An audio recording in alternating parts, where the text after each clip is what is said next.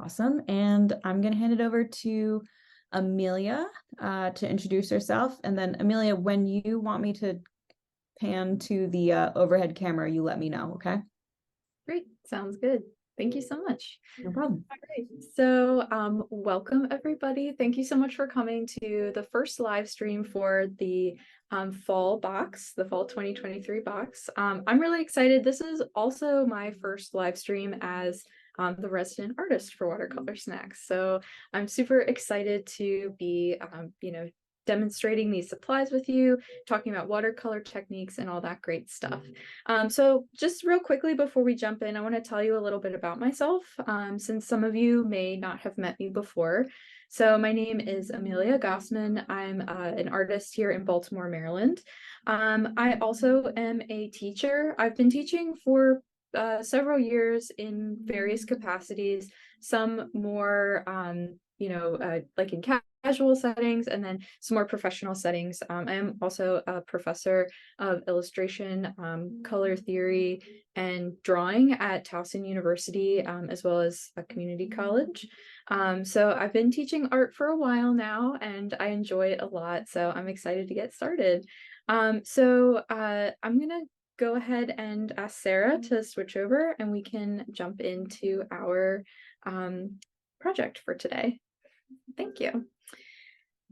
So if you saw in the mix group, I shared this cute little raccoon drawing. So I'll tell you a little bit about what I was thinking for this. So the theme for our box for this quarter is woodland creatures. I'm a big fan of animals, drawing little animals doing cute things. If you think of kind of like Beatrix Potter, that kind of stuff, I'm always super inspired by that. And I thought it would be fun too, because we're also getting into that time of year where, we might be making soup or doing a lot of cozy things as it gets colder out. At least it gets cold where I live. Some of you, it might be a little warmer, but you can still do cozy things like making soup too. So this is what we're going to be doing. If you didn't draw ahead, no problem. You can sketch along, because we're going to be doing some warm-up things. So you can either do your drawing or you can do some warm-ups. It's up to you. If you go ahead and feel free to do your drawing ahead of time. If you already did your drawing, great, you can work on some of the warm-ups. But before we jump into the drawing itself, I just want to talk a little bit about the supplies and go over what we have. And so that it's just a reminder of what came in the box for the quarter. So I'm just going to scoot our little friend over here for now, so I have more room to show you what I brought. And just in case you want to grab anything last minute, you can do that too. And actually, I always keep handy a roll of paper towels. I always like to have them so I can blot my brushes. So I forgot to grab that. So if you have paper towels, that's a great thing to grab one of those, or if you have a napkin or even like a reusable rag or something like that, that works great. So that's really useful. I always kind of fold mine up too, and just kind of sit my cup on top of it to hold it in place. It's just sort of something that I do naturally. So you can try it out, or you can put it wherever it works best for you. So one of the really cool things that came in the box this quarter is this collapsible water cup. It's amazing. I love this so much because I'm always using just old mugs or cups. So it's really nice to have one that's dedicated for art supplies. So I actually have two here, and I recommend having two, or maybe even three if you want to have more containers of water. And the reason for that is one, you can use, and I'm going to use this one to clean off your brush so the water can get dirty as you're rinsing the paint off. And then having one that you use when you're mixing your paints, it'll be clean, so you'll have clean water for that, so that the dirty water isn't getting into the colors and affecting how your colors are mixed. So that's why that's recommended. And if you like to have more than one, you can have as many cups of water as you want, but two is usually a great place to start. And if you don't have that many containers, you just have the one, not a big deal. You can definitely work with one, but it's nice to have two. This is the watercolor palette that came in the box this quarter. It's Core watercolors, and it's a really nice set. I tend to be like really messy with my paints, so my palette has already been well loved because I just kind of mix in the palette or around, and they get pretty messy. So that's, you know, when you're an artist, sometimes things you get them really perfect, and then after a couple uses they start to look like, you know, they've definitely been used. So that's how mine looks. And we'll do some swatching with these today. So if you haven't had a chance to break into this yet, we'll do that together. We can look at all the colors and sort of just get ready to use the paints. We can sort of practice using them a little bit before you put the watercolor down on your painting, which I think is also a good way to get started with any project that you're working on. We have two brushes that came in the set. So we have this Princeton Select. This is an angular shader. So you'll notice that it has sort of an angled edge to it. So it's trying to think of the word, a flat brush, because it has the flattened ferrule here. But it instead of being a total square shape, it has the angle on there. And then we have this is another Princeton brush, and this is what's called a round brush, and this is a small one, so the size is a number 2, which means it's just a smaller size brush. And the name round comes from, again, this is the ferrule here. It's a rounded shape. So see the difference between the two ferrules here? You have one that's kind of squished flat and one that's round. That can help you when you're, you know, trying to figure out what type of brush you want, or if you are being suggested to use a certain type of brush. This is an indicator of what that will look like. I wrote a little post about it in the mix group about the different types of brushes. So if you are curious about that and you want to read a little more, it's listed in there. But yeah, so this is the round brush and this is the flat angular shader brush. So these are the two brushes we'll be using today. And then we also got this Sennelier ink brush. This is really cool because it already has the ink inside of it, and this is a water soluble ink. So what that means is when you put it on paper, if you take a wet brush or a brush with some water on it and put that on the paper, you can start to blend it out right away. And even when it dries, it'll still lift up a little bit, not quite as much as when it's first down on the paper, but it will react to water even after it's dried, which is pretty cool. You can use it like watercolor. However, I will say that if you are doing anything with this and you don't want it to lift off, wait until closer to the end of your painting to use it so that you don't accidentally smudge it. So we'll be using this, but we'll save it for a little later. This is a Cretacolor Fine Art Graphite Drawing Pencil. I used this to do all of my sketching. So I'll show you, again, this is my little sketch of my raccoon chef over here. This is a really great tool for watercolor specifically because it's an H level pencil. And if you're not familiar with graphite pencils, the H stands for hardness, which means that it's going to give you a finer line. It has a less of the graphite in it, so it's not going to smudge as much. But what's nice about that is you get a lighter line, so that when you go to put your watercolor down on the paper, it's not going to smear, or you know, if you're drawing on the paper, it's not going to smudge across. It's really nice, especially because when you put watercolor down on paper, it's going to seal onto the paper. So if you want a lighter line, you don't want a heavy graphite or drawing line on your paper, this is a great tool for that. All right, and then the next thing I have is a watercolor palette, and any kind of palette you have is fine. This one is made of ceramic, but if you have one that's plastic or made out of stainless steel or metal, that's fine too. Anything you have will work, as long as it doesn't absorb the paint. So I have one that has several wells, but any kind that you have is fine. And then the paper that I'm using is the paper that came in the box, which I didn't grab out. So I'm just gonna grab really quick. I think I set it over here. Okay, maybe I didn't sit it over there, but this comes with the all the sides are glued on the block.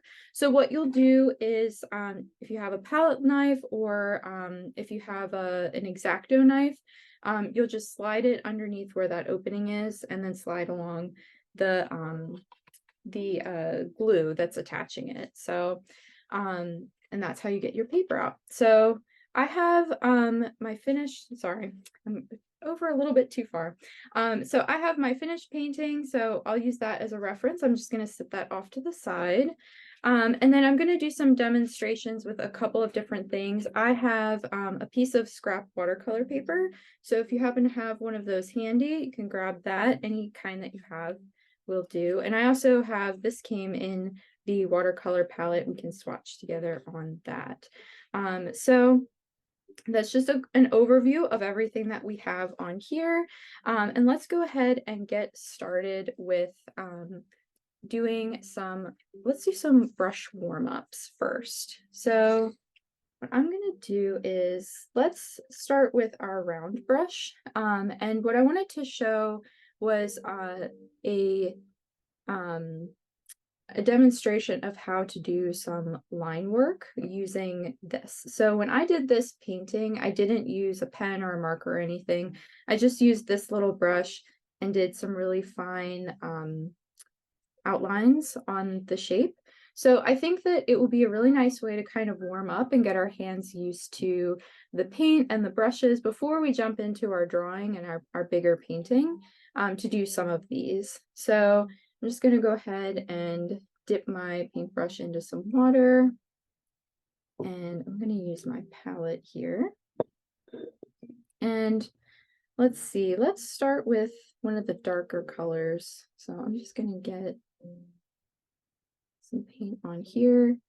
And what I'm doing to get the paint ready to paint with is I'm pulling some of the paint off of the block in the palette here and putting it into one of my mixing palette wells. And this paper, now I'm using a different paper for my test with the lines, but the paper that we got in the box, that is very, very absorbent.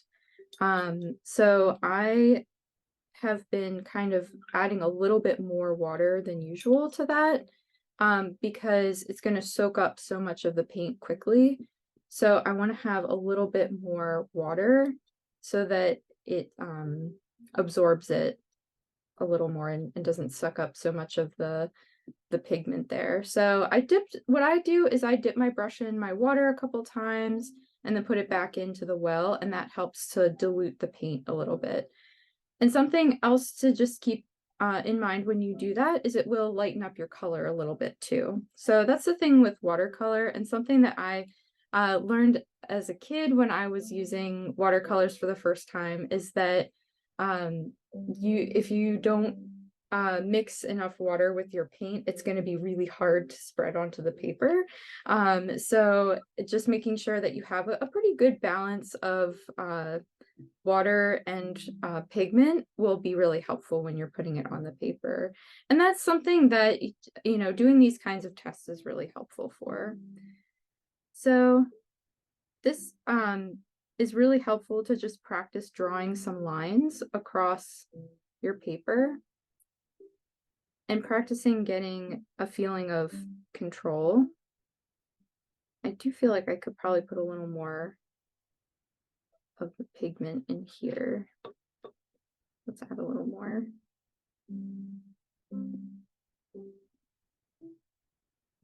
This is also a really good way to practice with seeing, you know, if you like the color. You could try pressing down a little harder to get a wider line and then gently lifting it back. and pressing it down, and you can get a really beautiful variety in your line with just the one brush. You could practice doing some more curved lines, which I think is always really helpful, especially if you're doing an outline for something.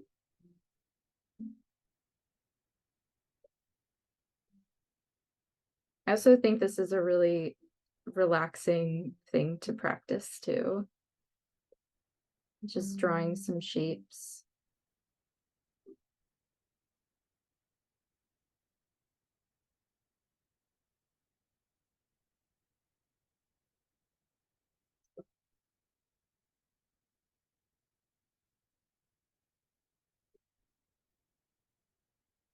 So I'm just practicing the technique of getting different variations on my line weight. So that's how thick or thin a line is.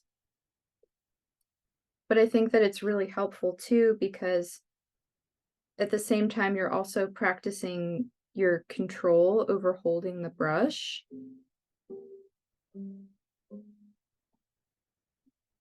And feeling comfortable with using it in a more refined way. So you can keep practicing using this round brush, but I'm going to go ahead and start doing some practicing with this other brush. I'm going to go ahead and use my clean water for that. I'm going to pick a different color this time. I think this nice yellow will look good.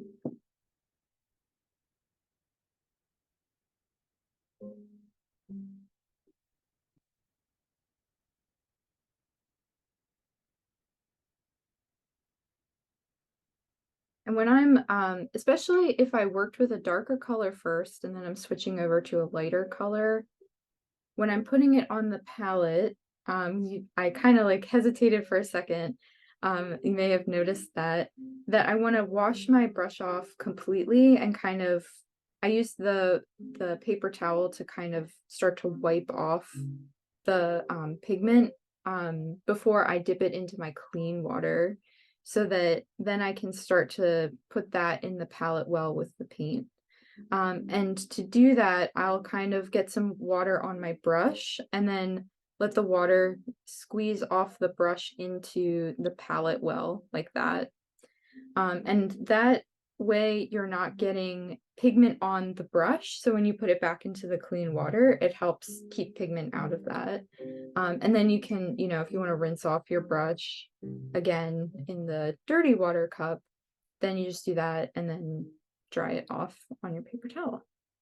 So I've always found that to work for me when I'm mixing up a color, and especially if I got some of this really dark blue into the yellow, it would really affect the brightness of the yellow color. So all right, so this is a totally different shape. Now we have this angled brush, and you can do a lot with this. You can get a nice broad stroke across. I'm going to add a little more because it's a little hard to see.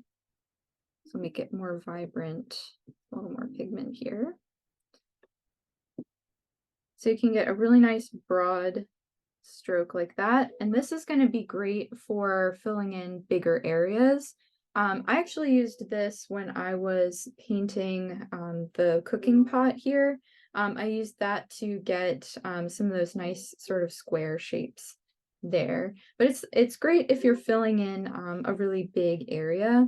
The cool thing about an angled brush is that you can still get really nice thin lines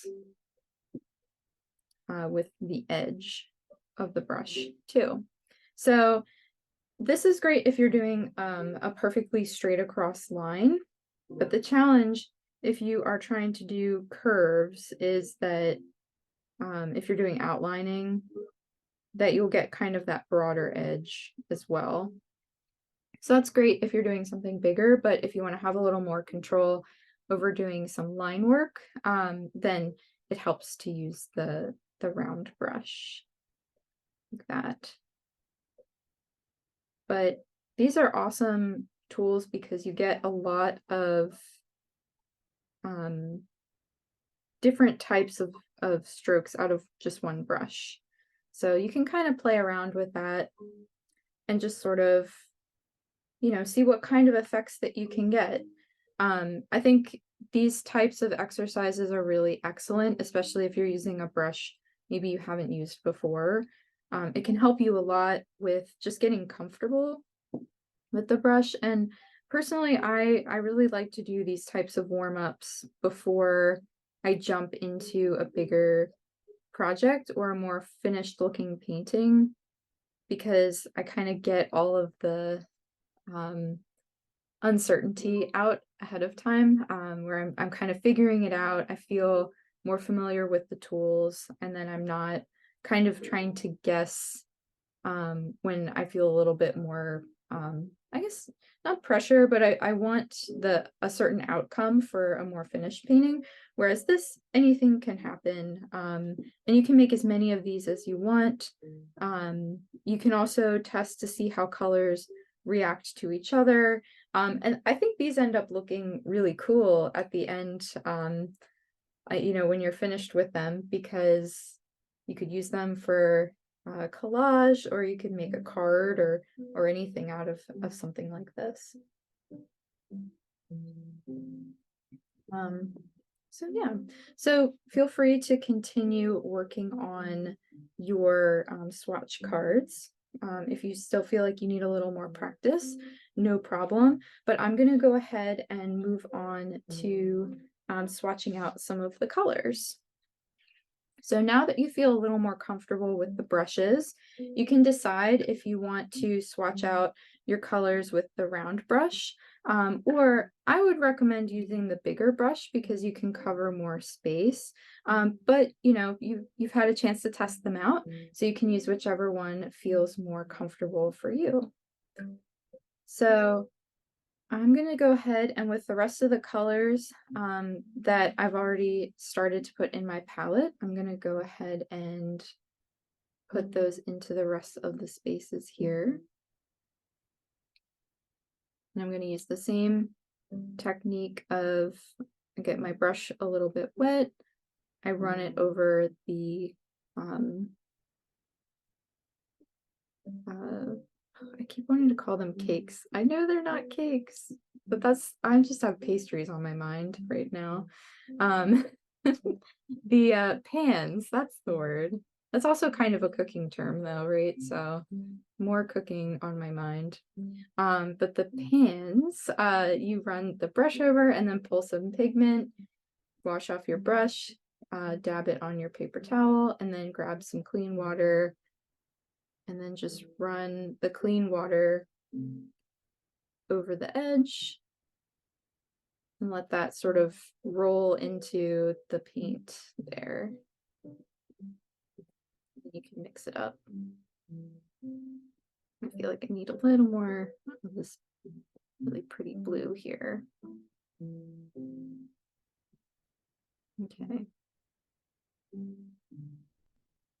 All right, and I'm going to go ahead and put all my colors into my palette first, and then I'll have all of them to pull from, especially when I am going to be mixing colors for my little raccoon guy. That'll be really helpful for that. Because I'll already have some of the colors started in there. Go ahead and some of these.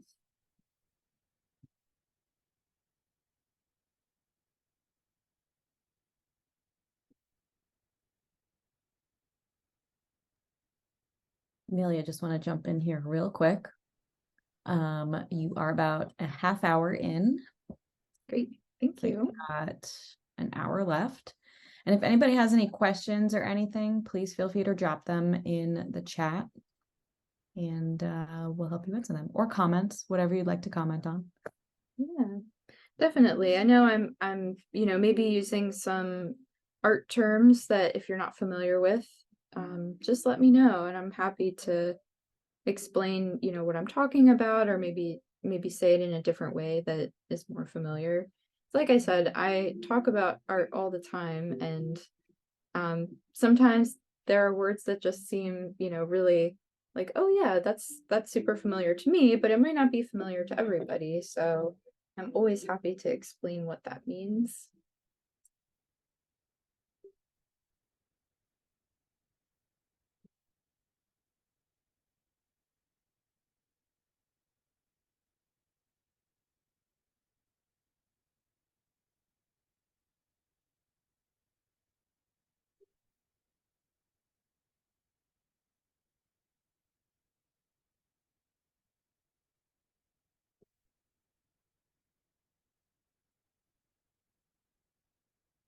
Think these types of warm-ups are really important, especially when you're whether you're beginning or whether you are beginning or if you're somebody who's been painting with watercolors for a really long time.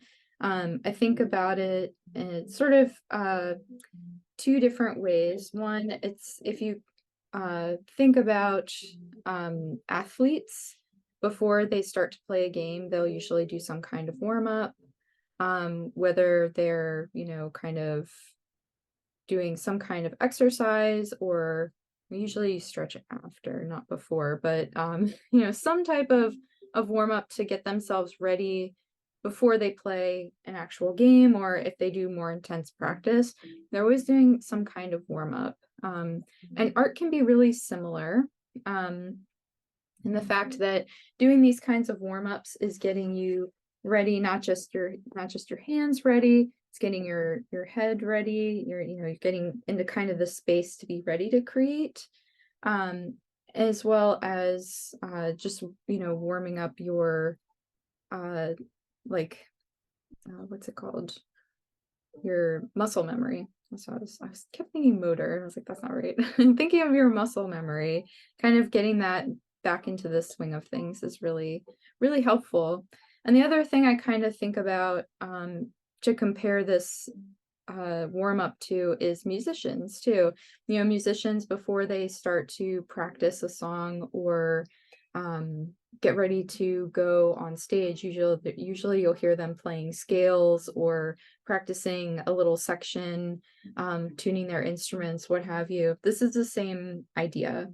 Just getting yourself ready to jump into something that's going to take your focus and attention for a longer time is really, really helpful. So, you might not always have time to do a really long warm up, but even it just taking a couple minutes to, put some marks down on paper before you dive into your project will help you a lot.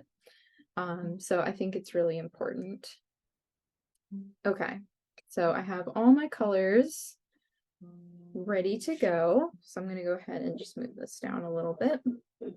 And I'm going to go in kind of a rainbow order. And I always kind of laugh a little bit about rainbow order because my friend in high school, she used to write these really silly songs, and she wrote this one about the colors, ROYGBIV, and she called it rainbetical order, like alphabetical order. So I've always kind of thought about, oh yeah, it's in rainbetical order. So if you ever hear me say that, that's what that means. So we'll do, this is kind of like a orangey red color. I'm gonna jump in and get a little darker on the edge, let it fade out. So like I said a little earlier, and you may have caught it or maybe not, but when you add more water to a color, it's gonna dilute it a little bit, so you'll get a less, it's called intense, how strong or vibrant a color is, it's called intensity. So if you feel like your color's not quite as intense as you want, you can go back into your palette and pull a little more of that direct color. But when it comes to watercolor, at least when I'm doing a wash on a final painting or a more finished project, I like to have a little bit more diluted color to start with rather than pulling directly from the palette right away, because I want to build up the intensity. because it's easier to build up layers. You're kind of working backwards from lighter to darker, whereas most of the time you'd work darker to lighter. Because once you go really dark with a watercolor painting, it's hard to pull back from that. So that's why I'm starting a little bit lighter and then adding some more pigment to it where I want it to be a little more intense. So hopefully that was clear. If not, let me know and I'd be happy to re-explain. But that's kind of the general approach to watercolor is you want to start a little bit lighter and then build up your colors to be more intense as you add layers to it. Switch up the screen. And you can do these in whatever order you want. So don't feel like you have to, if it's feeling confusing to kind of jump around to different colors, you can do anything you like because it's your swatch card, and you can fill it out in any order that makes the most sense to you. But I personally like when things are in kind of in order in terms of colors.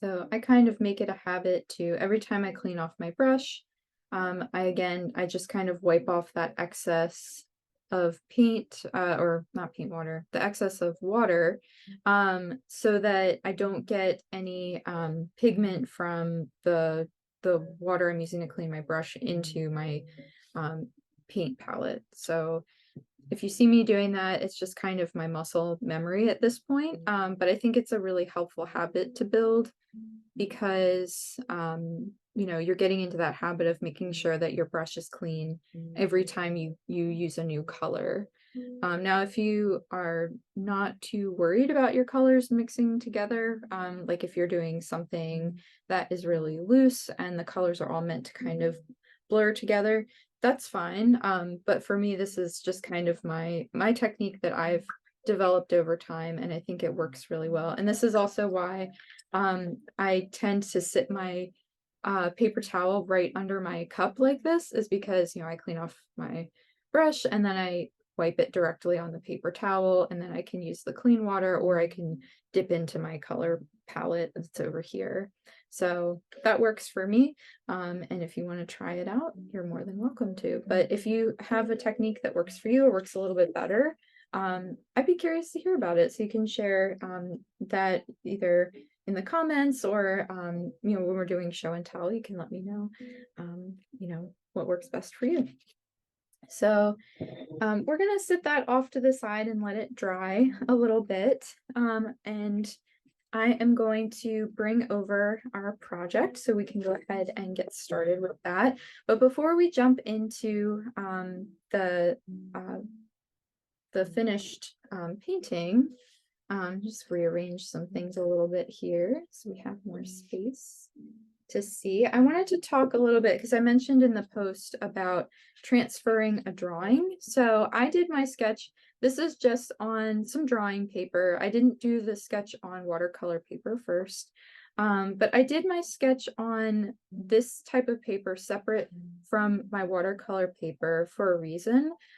Because if you can see, I kind of had an idea that maybe he was throwing ingredients in the soup. I changed my mind. I did a lot of erasing. I have a lot of sketch lines trying to figure out where things would go. And with watercolor paper, I didn't want to rub my eraser over it too many times because I was worried that, sorry, I'm trying to refocus it. I lost my focus here.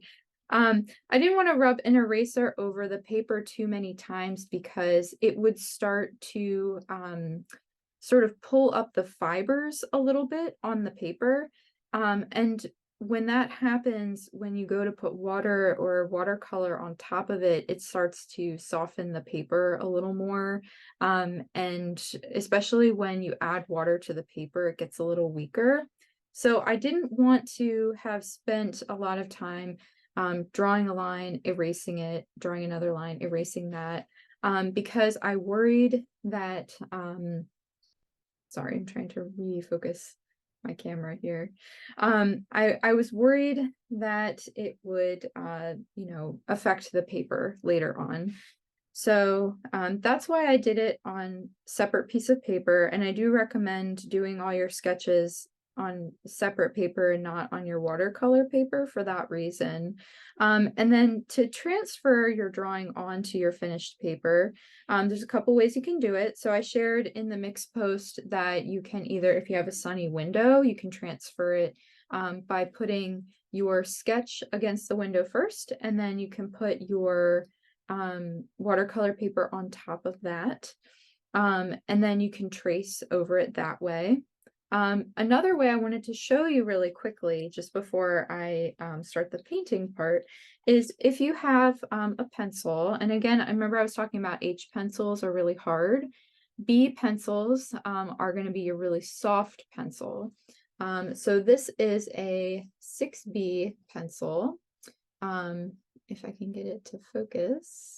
Doesn't want to cooperate. Okay, there we go.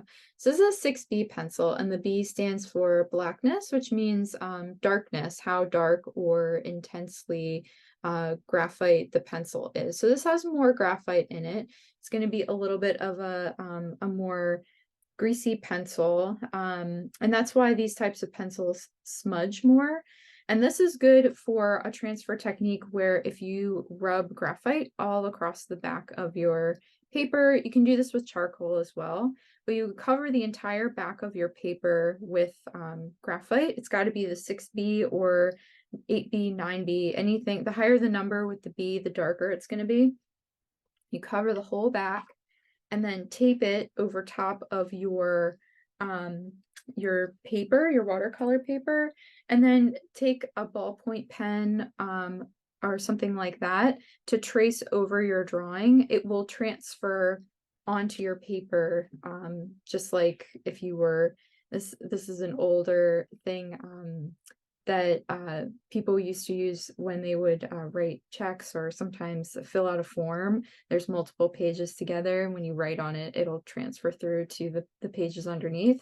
It's the same kind of idea. So when you press on the paper, it'll transfer through to the other side, and you'll get a nice clean image like that. So that works really well. And then after I have my drawing transferred onto my paper, I'll take a kneaded eraser. Those are those really sort of gummy ones.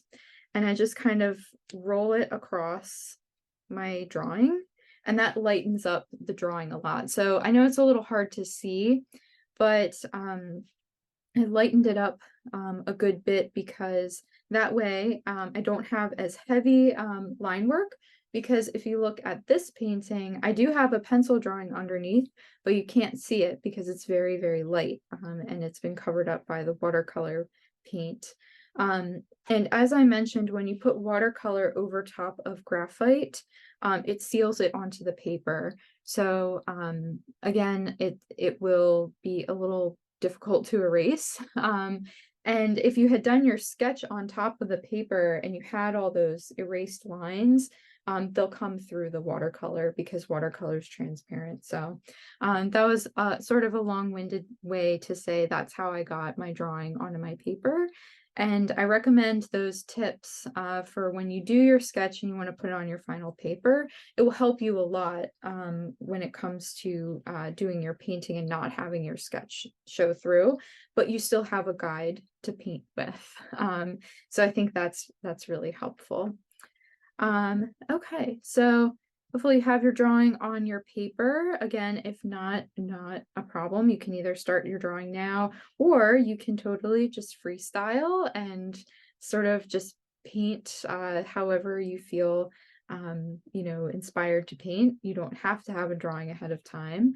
I'm going to be using my clean water here and my wide angle brush for this, and I'm gonna do a technique here. And I'm going to go ahead, and this is called wet on wet technique. And I'm going to start by just putting a layer of water. And you can, this can be kind of, puddly, not puddly, but you can get a fair amount of water on here. So a lot of the time when I do a painting, if I use water, I kind of run it across the side just to get rid of some of the water. For this, you want to go ahead and just put your brush in, pull it out, and then go ahead and just drag it across your paper like this. And the way that I'm doing this, so you'll notice I started up at the top like this and went across, and I'm kind of pulling the water down as I go. So this technique is really, really helpful if you want one big even wash across your paper. And you'll see once I start adding the color to it, how this gets a really beautiful even wash of color. And this is something that I learned in school when I was in a watercolor class. And I still use this technique every time I want to do a nice flat wash of color on here.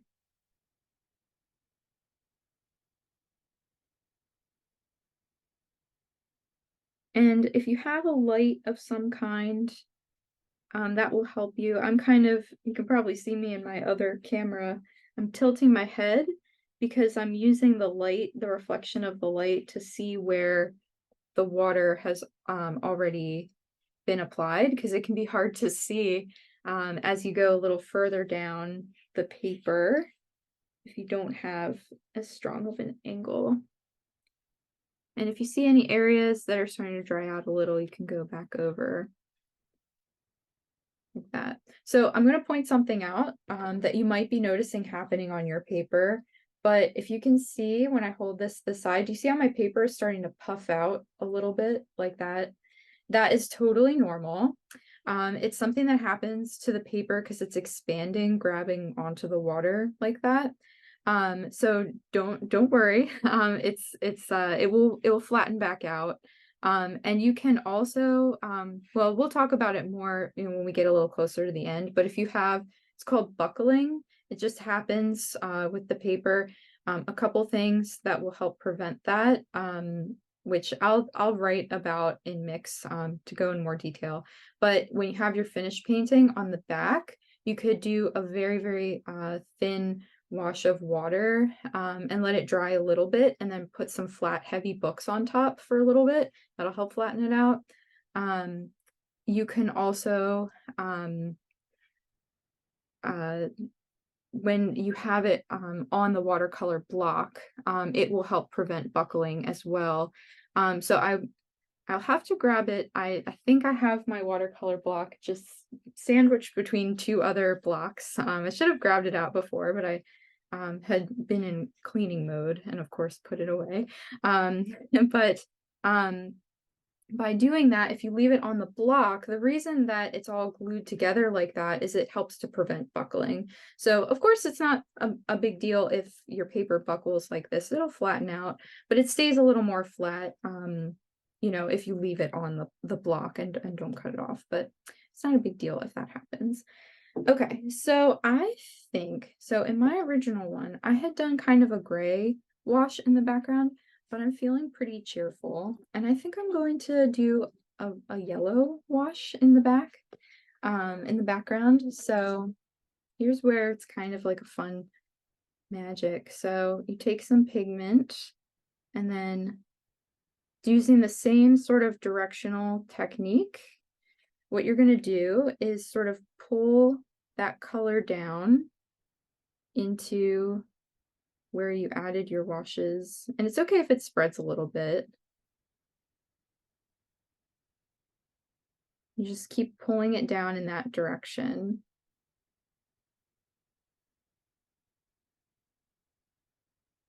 And now I don't want it to be as vibrant at the bottom as I do at the top. And that is going to create what's called a gradient, where it starts to fade in intensity. So I'm going to rinse off my brush, make sure I blot the color off, and then I'm going to use clean water to kind of pull the pigment down a little bit.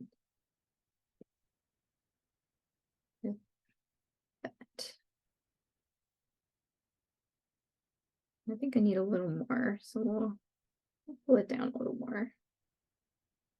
But to get a nice flat even wash, it's going to help a lot if you are going in the same direction the whole time.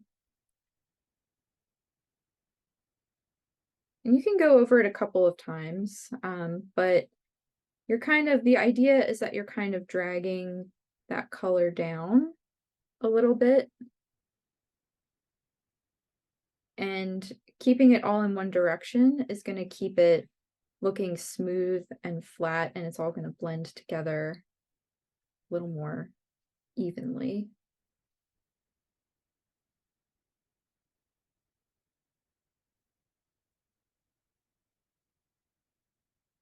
And I mentioned this paper is really absorbent. I feel like it dries so quickly.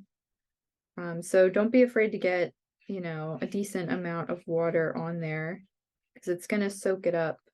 So you might have to do a couple of passes like I am to keep it, the paper wet enough for it to soak up the watercolor paint. And you can add a little more water to your paint too. You can dilute it a little more, and that will help too. But what I want it to do is kind of fade into being lighter. So I'm kind of letting it just blend into the lighter part here.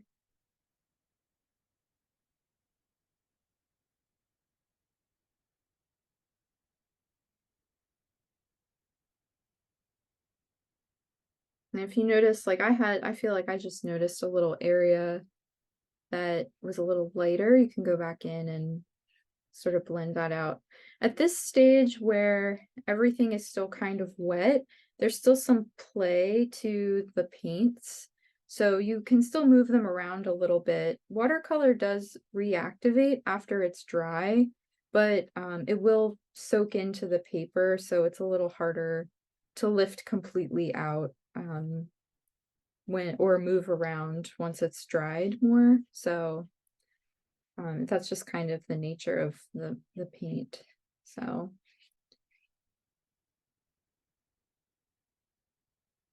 okay. So I just wanted it to be, because I want the bottom to be left a little more blank because I'm going to add in a shadow at the bottom here.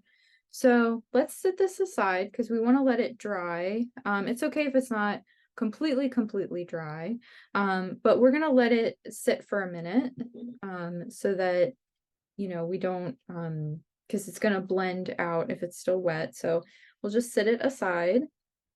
I'm going to show you an example of, this is a painting that I did before I did the final one, and I kept it because I got really excited about doing the line work early and doing all my dark colors first.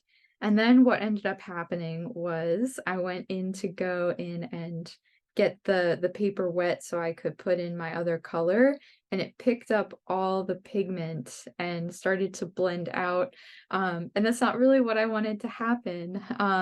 So I thought this was a really great example of sometimes you want to do your painting that way. That might be a technique that you want to happen. Maybe you want to pull some of the color out and have it blend out really nicely, kind of like we did with the gradient. But that's not how I wanted to happen. So I thought it was really helpful to show you a mistake that I made so that you could kind of see why I changed my approach to how I'm doing this painting. So I'm starting with my light colors first, which is really the way to do watercolor painting. Because if you start with your dark colors first, they're going to get picked up and spread into the areas that you wanted either to make a different color or to keep lighter. So I could probably finish this painting and have it be a monochromatic painting with just one color. But I feel like it helps to see, you know, I really don't like to think of it as a failure, but more of something that helped me to learn how to do something differently next time. So these moments are really useful because I think you gain a lot from the times where you go to paint something and it doesn't come out the way you expect it to, because after that experience, you know to do things in a different approach next time. So I think it's really helpful for that, just to see that. So while we're waiting, let's do some practicing with using the Sennelier brush. So this is another type of thing that I think is really helpful to practice your control over. It's very similar where you can get a super, super fine line if you hold it very gently and don't press down super hard, or you can get a really nice broad stroke on here. And you can get a variety of line weight.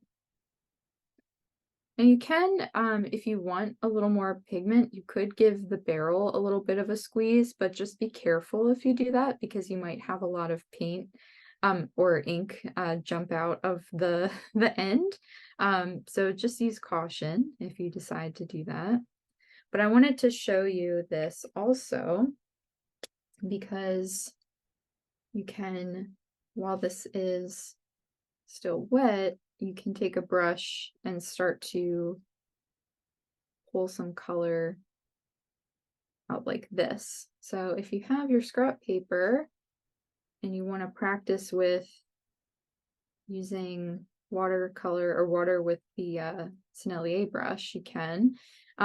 But when I mentioned before that if you're going to use this for any kind of line art, or if you want to have a line with this that you're drawing with, just make sure you do this part last because it gets picked up with water and you can sort of start to erase your line away if you're not careful with that.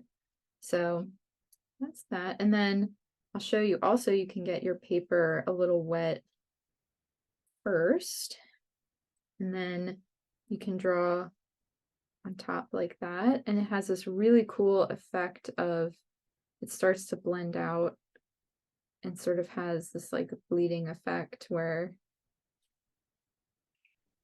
I'll hold this up and show you. So you can see how it kind of like has a fuzzy looking line. So you might want something like that when you're doing details. So I did that. Now I didn't get the paper wet first, but I did when I was drawing the little fur detail. I used the Sennelier brush as well as the beans in his soup. So it was really nice for that. And I was able to kind of blend it out a little bit. And you can, if you want to, try a couple things. You could do other experiments while we let this dry just a little bit more. It's still a little damp, so we'll give it a little more time. But you could practice a couple things like more wet and wet technique, or you can keep practicing I think a good way to practice is to practice writing. So you can write your name. That. So that can be a helpful thing to practice too.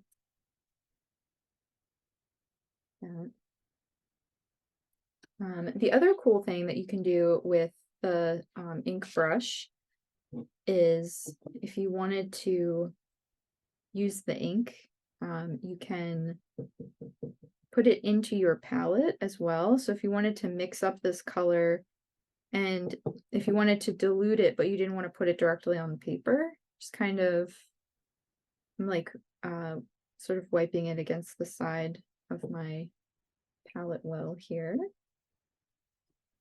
And then can take brush and sort of dilute that. And you can paint with it that way too.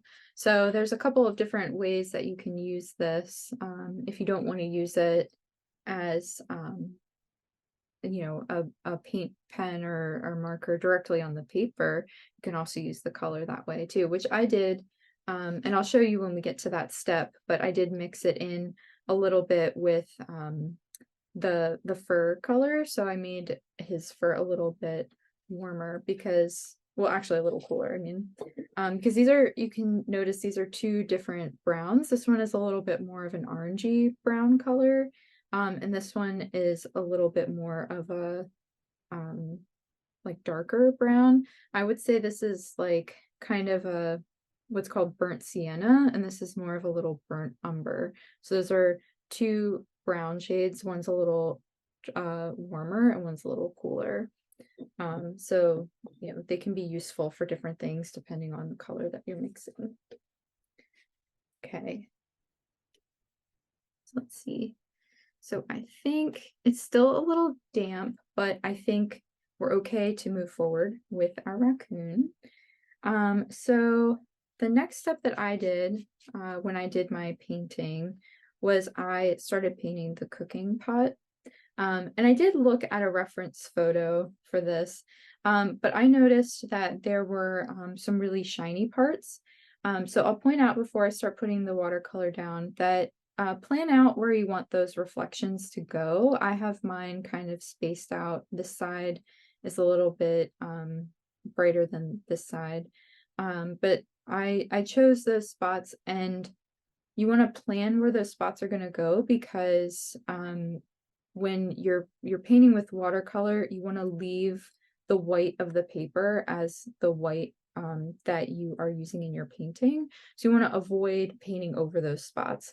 Like I said, you can go back in and lift up the color a little bit, but it's easier to plan ahead and leave those spots white on the paper so that you kind of keep them as bright as they can be. So, you know, watercolor is transparent, so the white of the paper is the white that you're working with, and you build up layers to get darker. So that being said, think about where you want your highlights to be. Doesn't have to be exact, but I think I'm going to try to keep mine in the same spot. So probably have one here, here, and here. So I'm going to make sure that I don't get those parts. And I might have on the edges too. I think I might leave those white too. So just keep that in mind. So I'm just gonna I'm using my angled brush for this because I can get a nice flat, wide wash of color and water on there.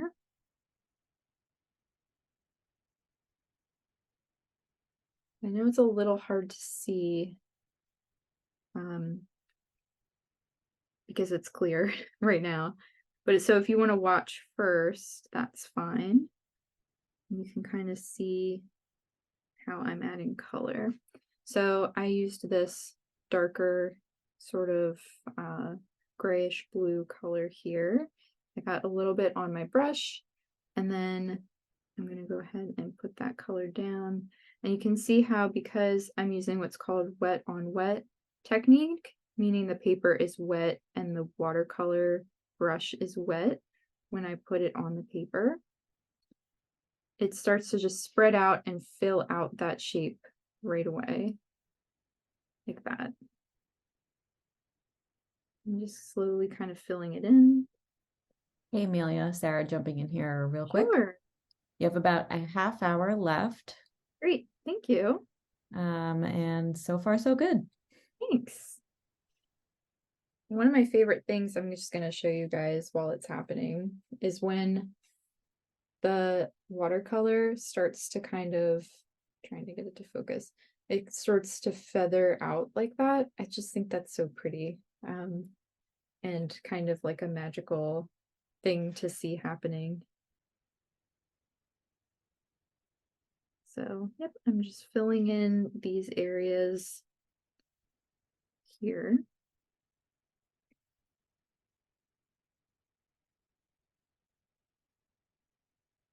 And you see, what's cool about this brush is, I just got these nice flat wide washes, and then I just turn it so that the little point is on the paper and I can get fine details like that. So it's really nice. This is a really versatile brush, for that reason. So that's kind of like when we were doing our practice, with the techniques, that you can get really wide or really thin. It's really useful for that. Okay, so then I'm just gonna go in and add a little more of a darker area. And across, there's like a lip on the bottom of the cooking pot here.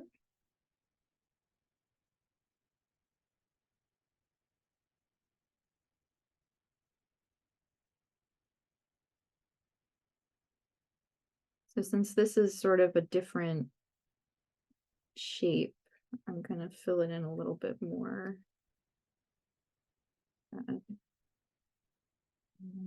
So now what I'm gonna do, because I feel like these are a little wide and I want to make them a little more narrow, but I don't want it to be as dark and intense of a color. What I'm gonna do is clean off my brush and grab some clean water for here, and then I'm gonna use my brush that just has water on it and just pull some of that pigment over a little bit.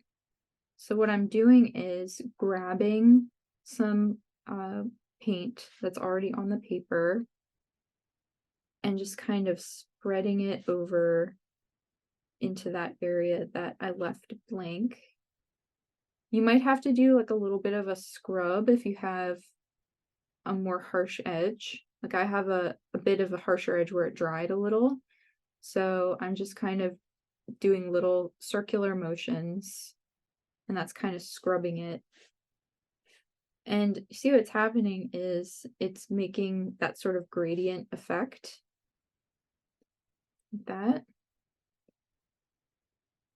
So I have a lighter value, which means how light or dark it is. So it's lighter in value, but I'm not losing, I'm also softening that edge, but I'm not losing my highlight as much. And then another thing you can do is, this is why I like to have paper towels just handy. I'll rip off a little piece and just crumple it into a little, sort of a little ball like that. And I'll just use that to kind of dab a little bit if I want it to be softer in certain areas. So you can kind of control your layers of paint that way too. And I always have these little pieces of paper towel laying around everywhere because I lose track of them very easily. But they're handy to have around too. And so doing the same thing on this highlight, I'm just kind of pulling the color over a little. You can add more. I feel like I need just a little more because I want this to be actually the darkest part of the pot here in the middle.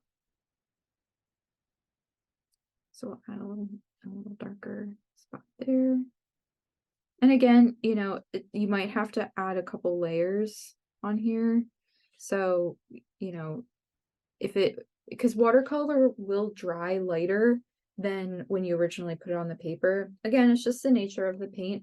Almost every watercolor I've ever used dries that way. So it's just a common thing that happens, and that's why working in layers really helps.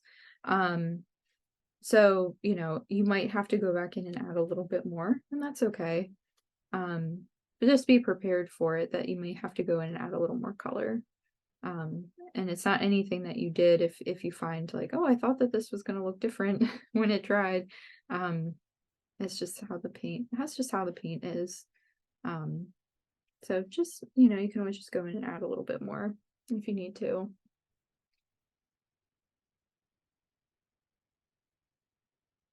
I'm just gonna pick up a little bit more. I'll show you over here. Just picking up a little bit more of the color, but I added some more water to it, so it's a little more light because I'm trying to keep it light over on this side.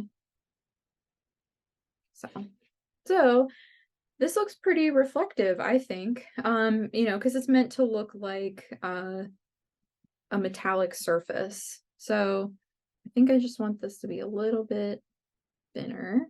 So I don't want it to be super shiny there. But so when you're painting something that's metallic, you're kind of thinking about light and dark. So just remember to preserve where you want your highlights to be. Think about where you want the darker spots to be. And you can use the wetness of the paper to your advantage here. So I'm going over this spot that's still a little wet, and it's gonna blend out a little more. So yeah, I think that's starting to look pretty metallic. So now that we did this bigger part, I'm gonna move on and use my smaller brush over here. And I'm just gonna do kind of the same thing, except I'm gonna use, I have taped over here, this is a little scrap paper. And you can test to see if you like how light or dark your color is. So I think this is looking good. And if you go outside of your edges, that's okay too. That's kind of the thing with watercolor. It can be really precise, but it doesn't have to be. It can be very loose or a little more detailed if you want it to be. And I'm kind of not filling in the whole thing. I'm just kind of going over the edges here. And if this feels a little challenging, or if you feel like you need more practice, go ahead and you can take a break at this point and just go back and, you know, just practice doing some fine lines on your scrap paper. But I'm kind of just going over the edges here. This. And I'm going to do the same thing that I did with the highlights. I'm going to kind of wipe the paint off my brush, dip into my clean water, and then just sort of drag the color into the later spots.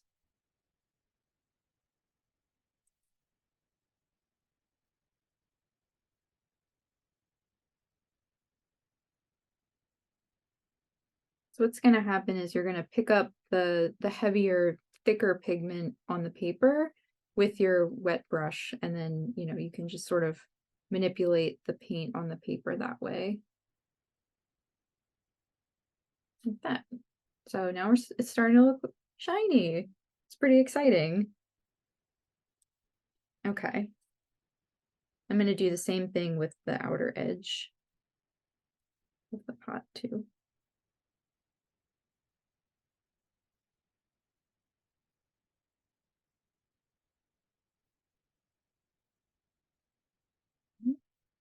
And then same thing, just pull some of that color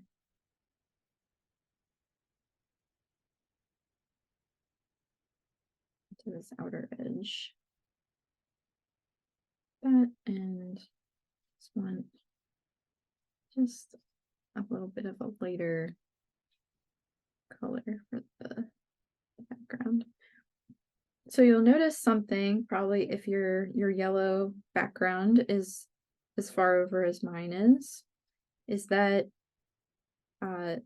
that wash of yellow is going to kind of start to peek through your layer of this sort of grayish, this cool grayish blue color. And that's something that's really cool to think about when you're doing watercolor. If you want to tone your paper a certain color first, that whatever you put underneath is going to start to come through, because again, watercolor is transparent.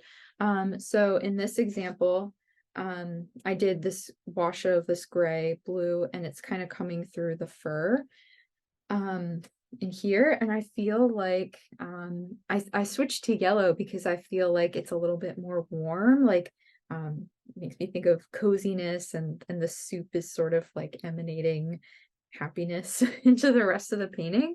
But I also feel like it's gonna glow through the layer of blue for the pot, and it's gonna look like it's warm and bubbling. So that's kind of why I chose to do that this time, painting with you guys. And so I think that will also show through the fur of the raccoon. So let's work on the raccoon next. So I'm gonna go ahead and go back to using my angle brush. And I'm gonna paint him. So I'm gonna mix a color now. So I'm gonna show you guys mixing the color. So I like these two browns together. So I'm gonna get a little bit more. I squeezed the barrel here. So this is why I was like, be careful if you're drawing with it, because I got some of that ink out a little more quickly. It just might make a mess. That's okay. And then I'm gonna mix this sort of reddish brown with this cooler brown a little bit like that. So I'm kind of just pouring some of that in here, and then you can test it on your, let's see which one I like a little more.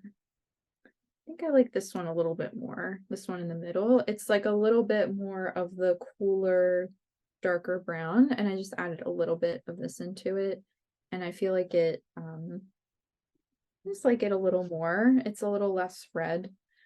So I think I'm going to use that. Sometimes also you'll get a little drip. If that ever happens, just use your little piece of paper towel. And then I'm just going to go ahead and fill in this. Now I'm using this a little bit more of an intense color, so I just pulled directly from here. I didn't really water it down as much because I want him to be nice and bright and warm looking.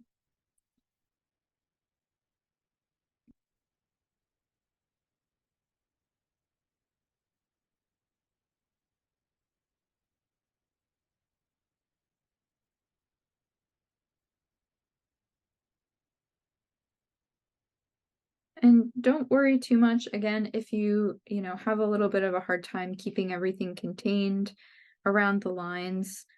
That's something that just takes practice. So don't stress about it. If it all sort of blends into each other, that's okay. It happens. That's kind of, again, the nature of watercolor. So it's, and the other thing is that you can do as many of these as you want, which I always remind myself when I'm working on an art piece, because, if you did your sketch and you transferred it onto your paper, if you want to try again, just transfer it onto your paper again. Just try it again. Start with a new piece of paper, trace your drawing on your paper again, and just start over. It's like just like new. So there's no limit on how many times you can do a painting or a drawing. Just keep trying until you feel happy with it. So I like to remind myself that, because sometimes I really want it to go well, and I want it to have a certain outcome, and I feel better. I'm like, you can just do it again. No one said you only have to do it once. Hey, So Amelia, yes, just want to jump in here real quick. sure. We have about 15 minutes left. Okay, So I guess let's do what we can with our little raccoon friend. sure. And if you wanted to do, like, if say you don't finish Mhm. in the next 15 minutes, you can do some sort of recap on the mix group of Definitely. how you ended up finishing it. So Of course, yeah, definitely. I'd be happy to do that, or maybe even I can record something to play later. Cool. Finish it out. So yeah, that'd be All right. great. Carry on. Thank you. I tend to be a little chatty with certain things, so hopefully it was helpful. So even if we don't finish this together today, I hope that you feel like you learned a lot about the different things. Okay, so now that we're getting closer to the base, I'm going to actually kind of grab a little bit of the water. I'm trying not to like to mess it up too much with my paint getting in there, but I'm gonna dilute it a little bit and go ahead and doing a little bit of a lighter wash on the face just because I don't want to lose my details. And then I'll kind of darken it up a little bit.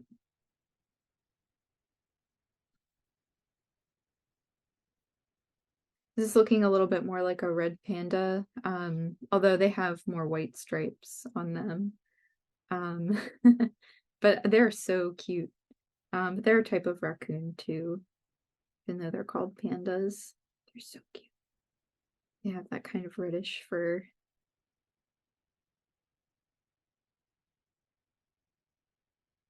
I'm just gonna paint over the whole thing. I'm not too worried about preserving the white in the eyes because I'm gonna build up my colors a little more.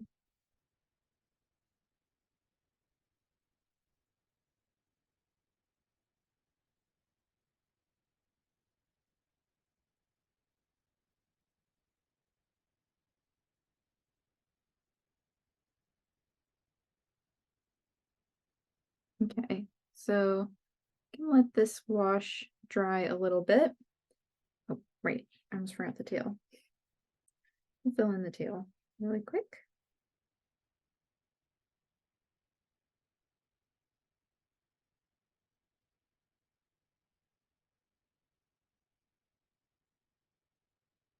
Okay, I'm going to use the same sort of, actually, I'm going to go ahead and mix this into my yellow. Pull some of this in because I made it kind of a yellowy color soup.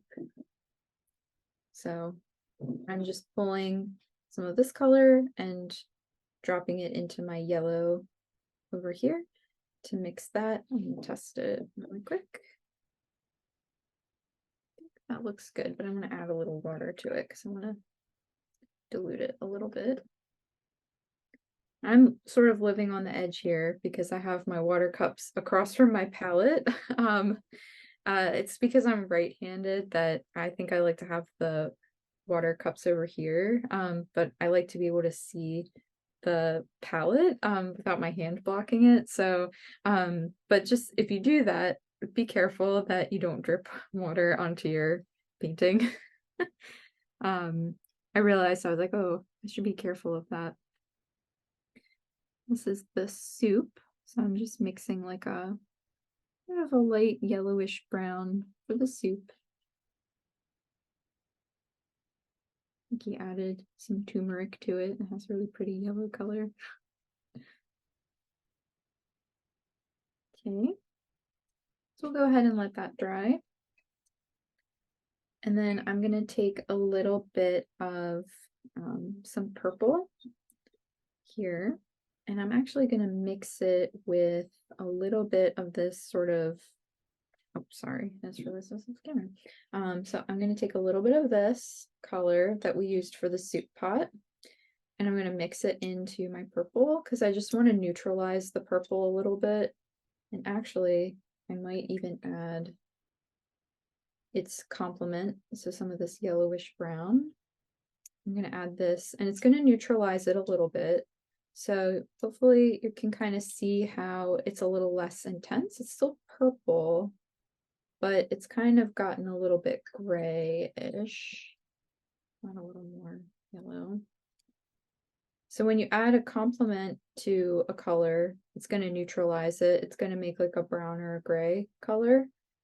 And I'm using this for, I'm going to put a shadow underneath of my cooking pot. this, and it's just a light one. And I'm kind of following the same circular shape of the bottom of the pot here. So we'll add a little bit of a shadow to it. This is also why I picked yellow for this sort of background color, because it will help the shadows to stand out a little more, since I'm using a neutralized purple color.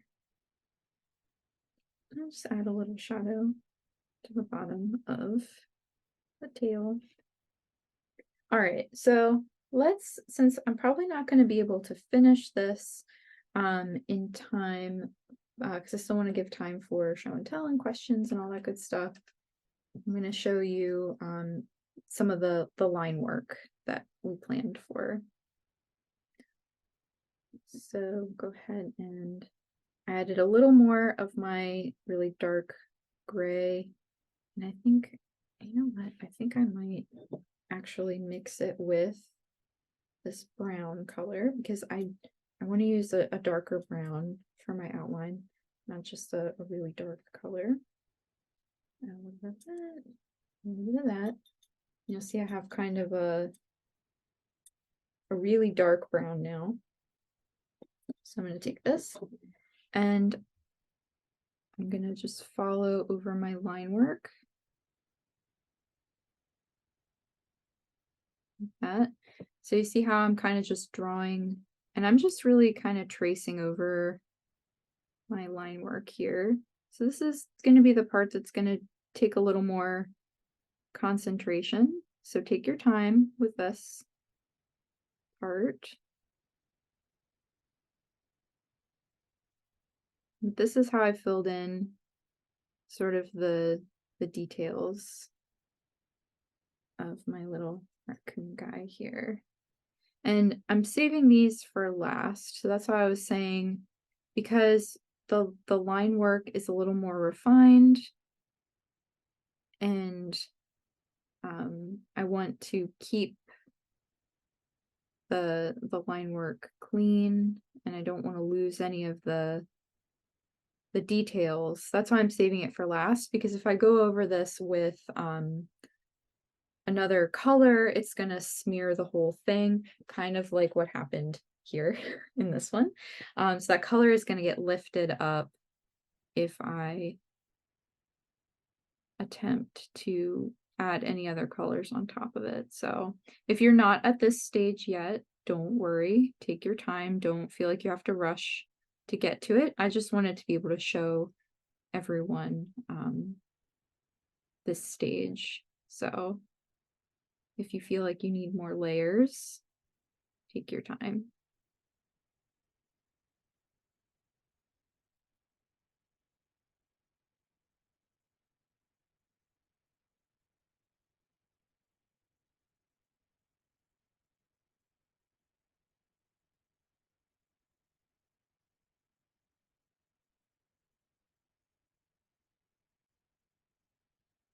Okay. So, Sarah, how are we doing on time? Do we have time for show and tell? Are we getting to about that point? Yeah, we've got about 5 minutes left. Okay. So let me put on gallery mode. Let's see. Great. Yeah, I definitely want to see what everyone has been working on, if you were working on anything with us. If you chose to do a totally different animal, I'd be curious to see what you picked. So, yeah. If anyone feels like sharing, feel free to turn your camera on, and then either give me a hand wave, or you can put a virtual hand up, and I'll spotlight you so we can take a look. Obviously, no pressure. It is a Sunday. We are sometimes in work mode on Sundays. Mm, That's how I feel like on Mondays. yes, me too. So yeah, sometimes it's just like very relaxing to watch someone paint. You know what I mean? Yeah, I know I like to do that whenever I tune into something like this. All right, we have Maria. Feel free to turn your camera on. I see your virtual hand is raised. and I'm gonna spotlight you so we can take a look. Hello. Oh my goodness. Oh gosh, that is so cute.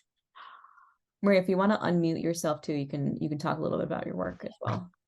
Sure. So I got happy vibes from the photo or from the sample drawing, but I thought pie was more appropriate for my household. And I just drew a little chibi hedgehog and yeah, just sort of doing a background of just like happy in the kitchen during the holidays. Gosh, adorable. I love the hedgehog. I used to have pet hedgehogs, so they have a special place in Oh, oh, that's yeah. great.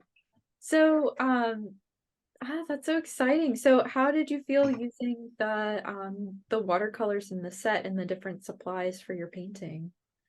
Um, it forced me to draw first, Okay. which I admittedly don't like to do, but I should do more often because obviously I was able to create like a composition that Yeah. made sense spatially on the paper instead of just drawing and then, it's too big or too small or off to one side or something. And just practicing the drawing skills is really, really useful. And I also admittedly got out a couple extra watercolors.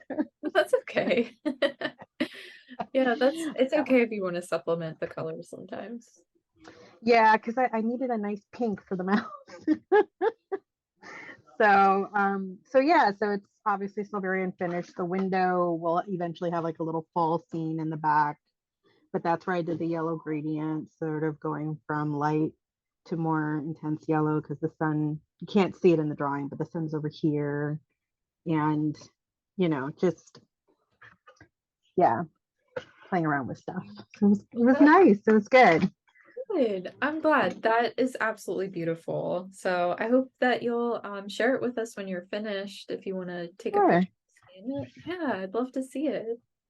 Great. Thank you so much. Awesome. Thank you for sharing.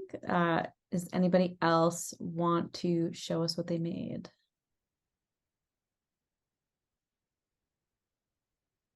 No pressure. We're technically at time, but Amelia, I'm going to spotlight you. I'm going to spotlight your art piece just to add like 5 more minutes onto this. If for those of you who are with us, if you have to leave, feel free to hop off. Again, this is being recorded.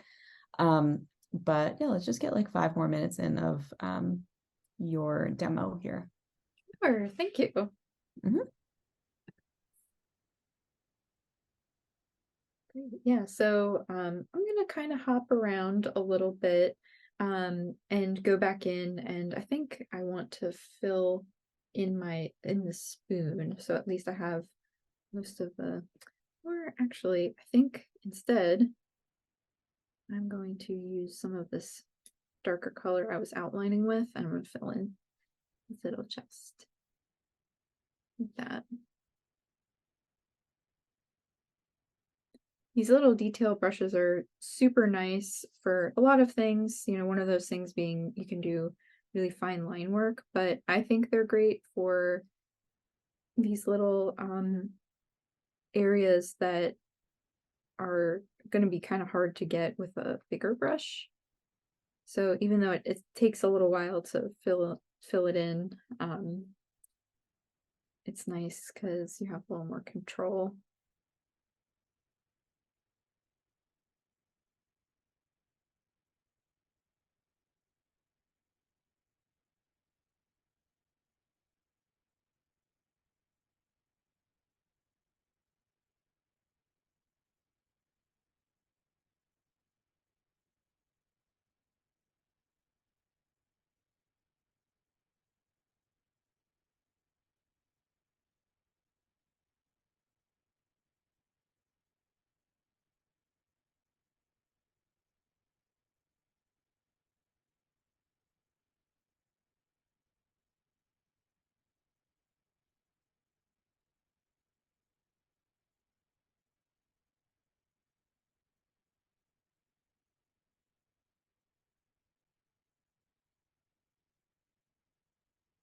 Well, sometimes I get a little impatient when it takes a while to fill in.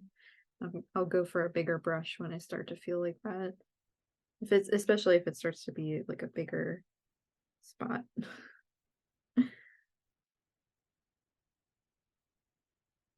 But watercolor is one of those things where you kind of have to be patient when you work with them.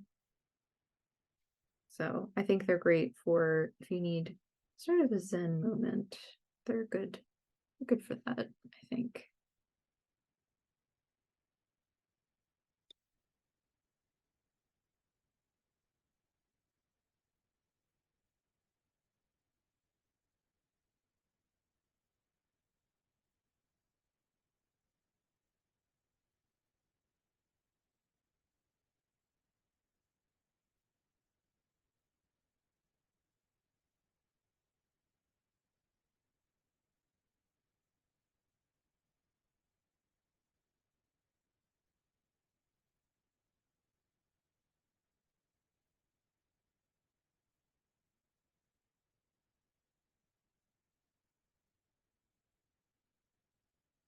I'll use this to draw the beans.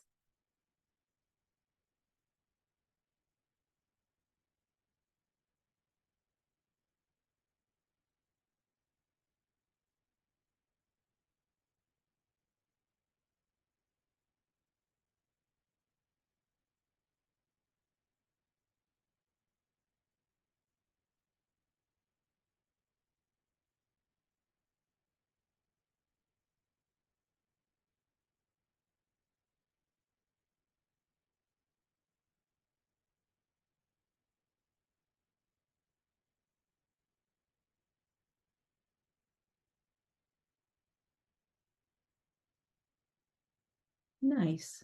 Now it's starting to look like something's cooking in there. Yeah. Love All that. the little ingredients floating around. Awesome. All right. Well, we are at time. Okay. So Amelia, let us know how you want to finish up the piece. Okay. Whether that's an extra video that you want to post on Mix, or maybe like it's a hyperlapse video or something you want to record Yeah, that sounds with good. some like tips or something like that. Totally up to you. Great. That sounds good. Yeah, I think I'll probably do something like that. I think I'll just go ahead and record the rest of it. We'll see how long it is. If it's really long, then maybe it'll be a hyperlapse. Spoken like a real art teacher. Yes. Awesome. Well, thank you everyone for joining us live here. Again, the recording will be posted probably tomorrow since today's Sunday, when we are back in the office. But thank you, Amelia, for your time today. This was lovely. Yeah, thanks everybody. I really appreciate it. All right. We'll Thanks see so you much. Bye. Thank you. Bye. Hey everybody, so I'm just quickly going over how I finished the painting from the live stream on November 26th. So here I am filling in the rest of the soup in the pot with that sort of orangey yellow color that I mixed right at the end there. And I went in with the Sennelier brush to fill in some of the beans that were in there. Here I'm adding a little bit of the cobalt blue to the mixture of Payne's gray and the transparent brown oxide color from the palette. And I'm just doing another pass over my first wash of the darker areas just to fill them in and make them stand out a little more, get a little more contrast on there.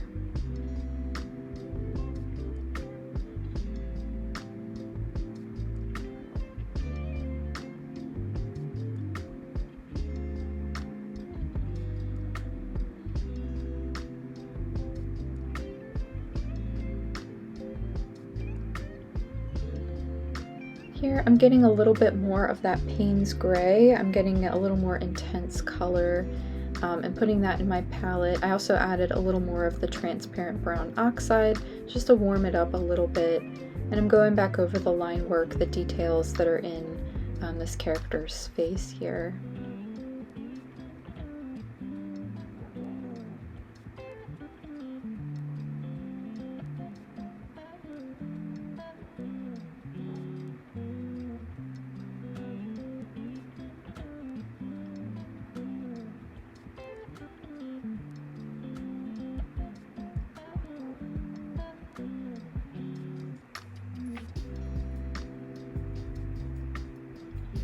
where I'm connecting the nose with the little dark spot on his forehead, I just added in a couple of short lines in between. I didn't make it a solid shape. You'll see that when we look at the finished piece at the end. I also just added a little bit of a dark color to the top of his ears.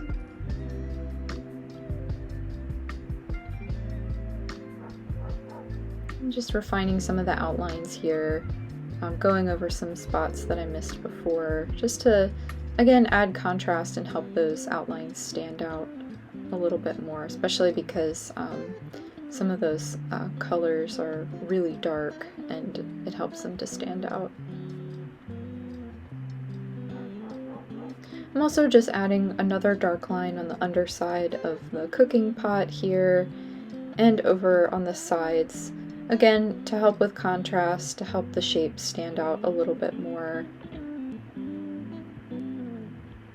These are some areas where there might be some shadows, especially with the metallic surface. Might just be a little bit more of a reflection there. And at this stage I'm really just going in and sort of adding some details. I'm not really overthinking it too much. Just adding them where I want it to stand out a little more. I mixed in a little more of that cobalt blue with the mixture of Payne's gray and transparent brown oxide to fill in the color of the spoon here. Did come out a little bit darker than I thought it would. So again, it's just important to test out your colors before you put them down. And now I'm using this Sennelier brush pen, going in and adding in some little details on the fur, just kind of putting them wherever that they feel right.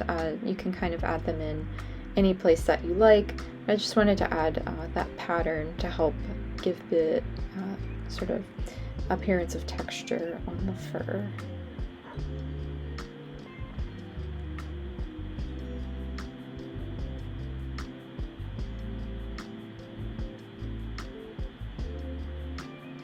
So now I'm going to take a little bit of white gouache. I know this didn't come in the box, but I did grab it just because there were some areas that I wanted to be a little bit lighter. So if this ever happens, if you have gouache handy, you can certainly do the same. Cleared out my palette a little bit and put some in there. And I'm going to take my round brush here, the small one, and just cleaning it off one more time, especially because I'm using that bright white color. And I'm going in and just putting a little bit on the eyes, as well as I'm going to fill in the nose, a little highlight on the nose, and I'll add a little bit of highlight into the soup. I'm also going to be filling in, there are some little, it's very hard to see because it's so light, but I also have some steam that's coming off of the soup pot. So I'm just going to fill in that with the gouache to help it stand out against the yellow.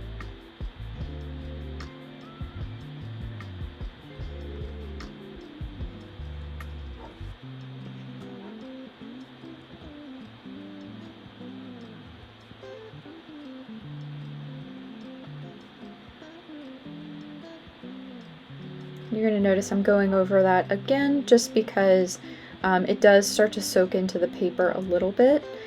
So you may need to do more than one pass over your highlights in areas that you're using with gouache if you find that it's starting to fade a little bit.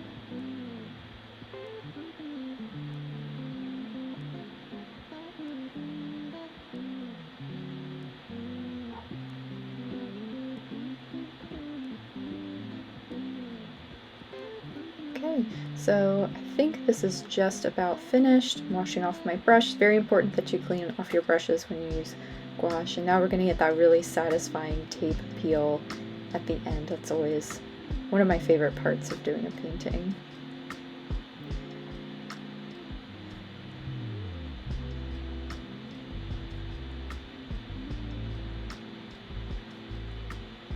Right, and here we have our finished piece of our little raccoon that's cooking a big pot of vegetable soup. Here I'm going to add my signature. Make sure you sign your work, and thank you so much for joining.